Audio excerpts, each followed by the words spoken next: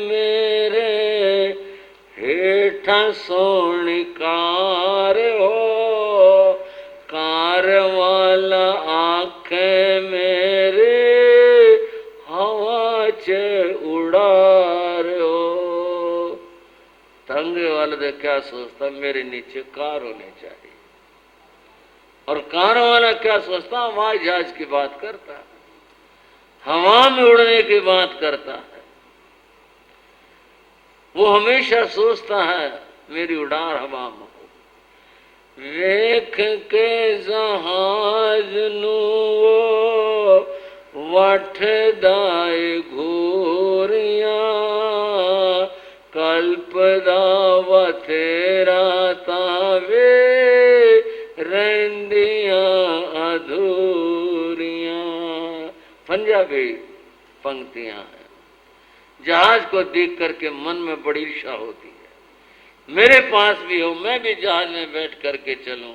पर सोचो तो सही, हो कैसे, मिले कैसे।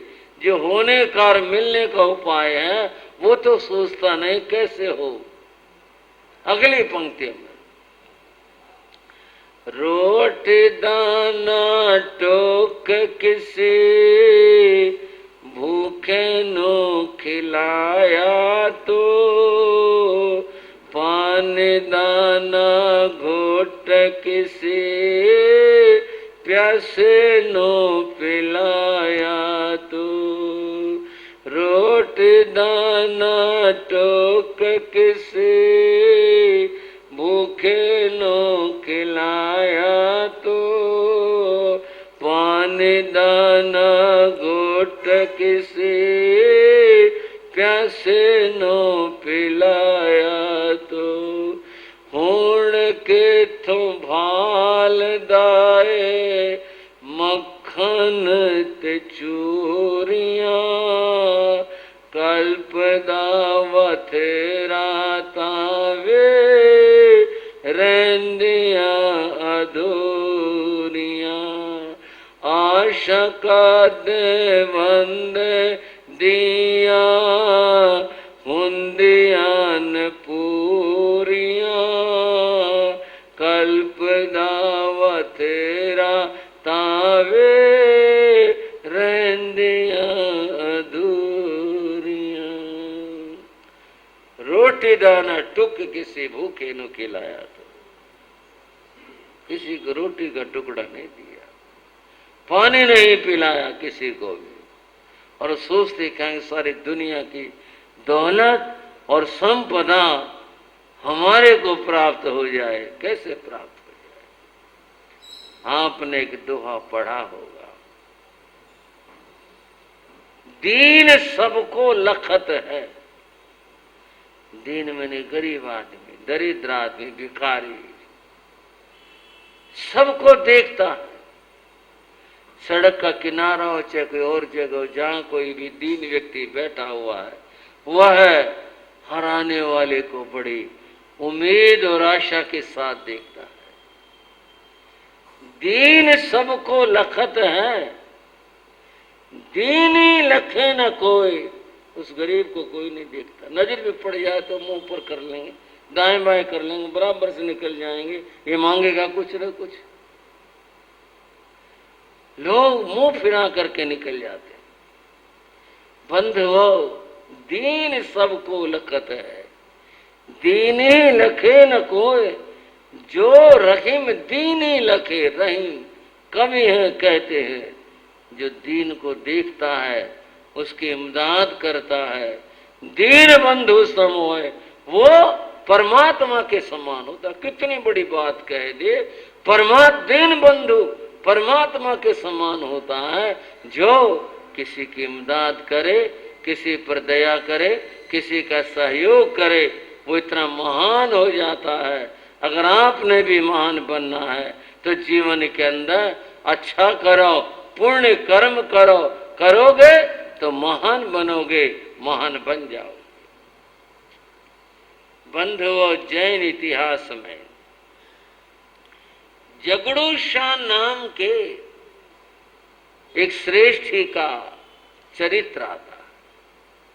नाम था जगड़ू शाह, ये गुजरात कच्छ के थे रहने वाले।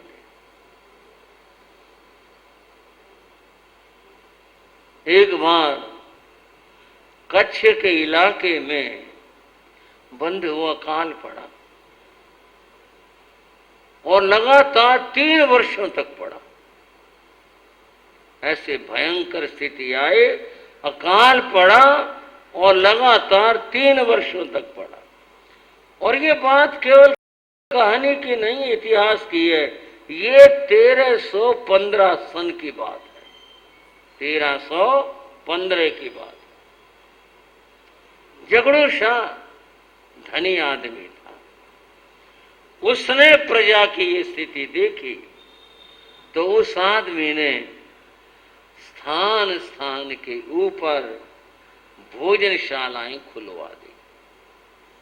और बस भोजनशाला तो आप समझते हैं, कोई भी आओ, कोई भी भोजन करो, सुबह से शाम तक निरंतर उसके भोजनशालाएं चलती रहती, निरंतर चलती रहती थी। और ये काम 1 2 4 दिन नहीं, पूरे 3 सालों तक चलाया उस आदमी। कितनी बड़ी बात है, कितना बड़ा काम उस आदमी ने किया, कितनी अद्भुत बात है। उस आदमी ने इस तरह कार्य किया। मैंने सुना एक बार राजा रणजीत सिंह के जमाने में भी अकाल पड़ गया था। राजा रणजीत सिंह भी एक बहुत भले आदमी थे, भले राजा थे। उन्होंने भी दानशालाएं खुलवा दी। इस तरह के कहीं भोजन मिलता था, कहीं वो अन्न देते थे, अन्न का दाम है, अपना ले जाओ, अपना बनाओ खाओ, ले जाओ, और अपने परिवार के हिसाब से ले जाओ। लोग आते थे, ले जाते थे। एक दिन रणजीत सिंह ने सोचा कि देखें व्यवस्था ठीक भी चल रही है या नहीं चल रही है। ऐसा तो नहीं है कहीं पर कि बस यूं ही अन्न आता और बिक जाता, कुछ होता। जमाना बड़ा खराब है, बड़ा विचित्र है। एक बार आपको याद होगा, सन 1974 में बाढ़ आई थी और पटना में सब पानी भर गया था। उस समय हमारा चतुर्मासिक जगह पर था। मैंने थोड़ा सा प्रजा को कहा, मैंने कहा भाई इन लोगों की मदद करनी चाहिए। 2 भाई बोले महाराज आपका हुक्म, हम अपनी ओर से मंडी से पूरा इस बात के लिए प्रयास करेंगे। पर एक बात है बड़े दुख की, बोले जितना अनाज हम इकट्ठा करेंगे ना और भेजने के लिए, ये सारा घूम के फिर के या तो यहीं आके बिकलेगा या पड़ोस की मंडी में आके बिकलेगा। ये तो बड़े दुख की बात है। बोले एक बात और करो आप, अनाज तो हम इकट्ठा कर देंगे, लेकिन ऐसे 4 आदमी तैयार करो वो जो वहां जाकर बांट के आए। और बोले खाली भेज दिया ना तो या तो यहाँ जाएगा लौट करके, या पड़ोस के मंडी में लेगा, या आगे जा लेगा, या और कहीं बिक लेगा। ये सब यूं हो जाएगा। कैसी कैसी दुनिया है, कैसे कैसे लोग हैं। कोई प्रेम से दान दे रहा है और ऐसे भी लोग हैं जो उठा करके उसी को बेच करके और अपना घर भरने में लगे हुए हैं। बंधुओं, मैं ये कोई निंदाएं नहीं कर रहा, ये हकीकत है, ऐसा भी है दुनिया में। और फिर ऐसा हुआ, 4-5 आदमी साथ गए, ट्रक गए थे कई जो सामान के भर करके गए थे। लोग वहां जाके बांट के आए, लोगों ने खुशी मनाई। बोले जी बहुत अच्छा हो गया, जाके बांट आए ना, अपने हाथों से बांट आए। अब इस बात का संतोष है, मन में तसल्ली, हमें काम हो गया। नहीं तो घूम फिर करके ऐसे ही हो जाता। रणजीत सिंह ने सोचा भाई जरा देखूं तो सही। कुछ शाम का समय था। रणजीत सिंह ने कुछ साधारण सा वेश बनाया, बदला, और एक आदमी साथ में लिया, सुरक्षा अधिकारी, और एक जगह जहां पर अन्न केंद्र था वहां पहुंच गए। बिल्कुल बिना बताए, कुछ नहीं पता कौन है, बस साथ वाला आदमी तो जानता महाराज हैं ये। गए वहां जाकर खड़े हो गए। वो जो वहां अधिकारी था ना अनाज बांटने वाला, क्या बात है, क्यों खड़े हो? बोले भाई हम तो ऐसे आ गए थे, हमें कुछ मिलेगा। अच्छा भाई, ये तो चलो होगी बात। एक कोई बुजुर्ग आदमी और वो एक उसका पोता, ये दो और आए हुए थे उनसे पहले। वो हाथ जोड़ के कह रहे थे, भाई हमें आने में देर होगी, दूर से आए और हमारे को अन्न दे। नहीं नहीं, अब कोई टाइम नहीं है, जाओ कल आना। बोले भाई हमारे से मुश्किल आना, बहुत कठिन हो गया, हमारे को दे दो। फिर वही बात, उसे डांट रहा था, धमका रहा था। रणजीत सिंह ने अपने आंखों ये हाल देखा, बोले यही दान पुण्य हो रहा, मैं यही काम कर रहा हूं।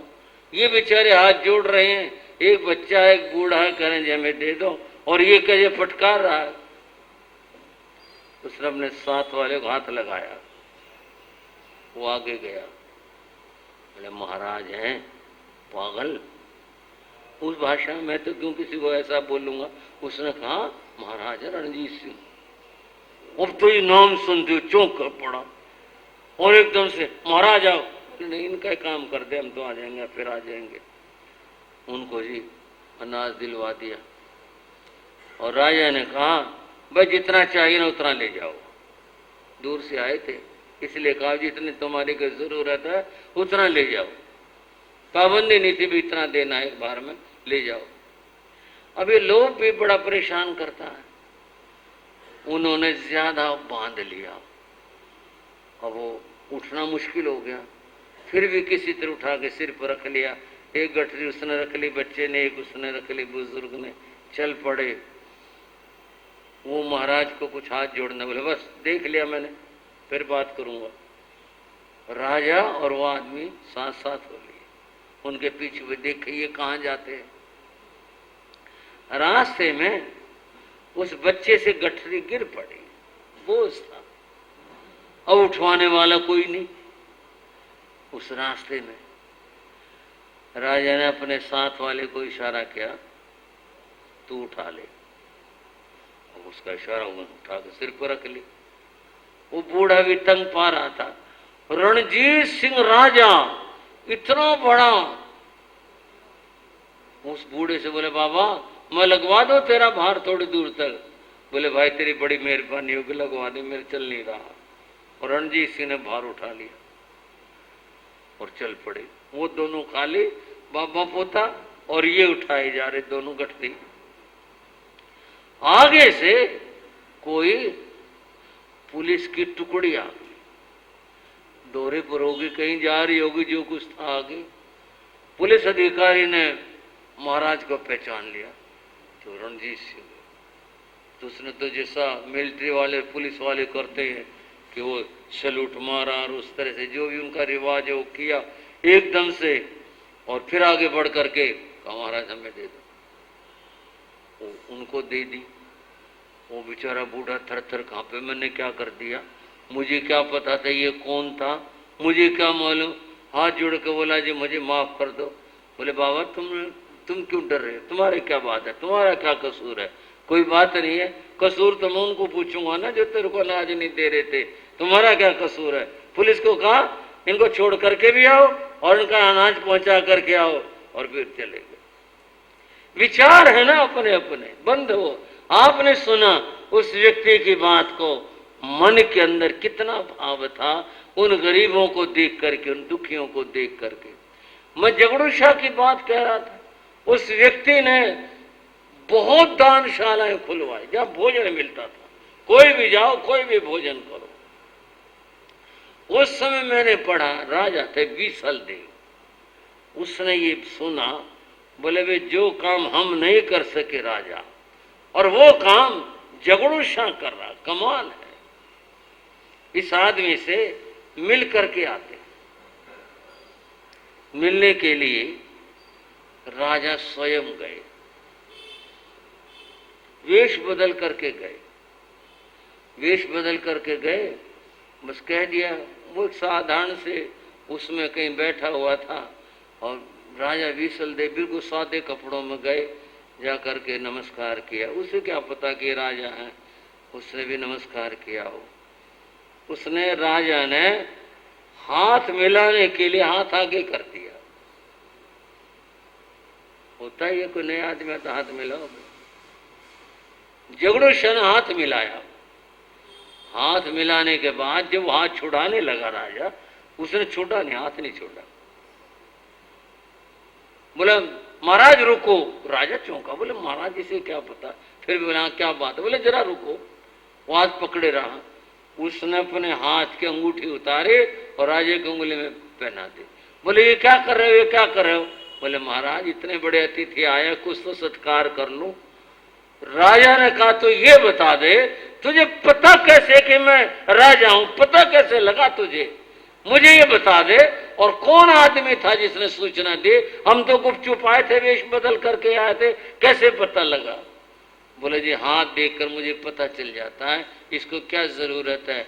अब आपका हाथ देखते मुझे लगा ये तो महाराज हैं, इनको भला क्या चीज चाहिए? इनको तो सम्मान चाहिए, मैंने सम्मान किया आपका, मेरी गलती क्षमा करना। बंधुओं, वो व्यक्ति जो ऐसे विचारों के होते हैं जीवन में पुण्य कर पाते हैं। पुण्य का फल आपके में चर्चा कर चुका, समय की सीमा रहती है, बस इतना ही कह रहा हूं। पाप और पुण्य ये दो प्रकार के कर्म हुआ करते हैं। पाप कर्म दुख देते हैं, पुण्य कर्मों से सुख हुआ करता है। अब फैसला क्या हुआ? कालोदाई का जो भगवान के पास आया था उसकी चर्चा आगे कर लेते हैं। आज की चर्चा यहीं तक, अब और थोड़ी चर्चा करते हैं। जिन शासन गौरव गाते हैं, जिन शासन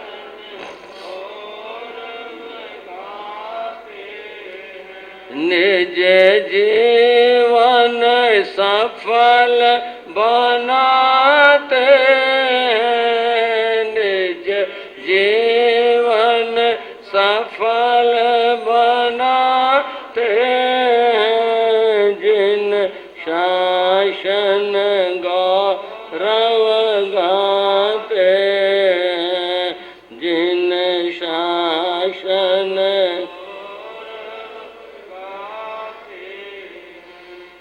बंधु आप सुन रहे थे,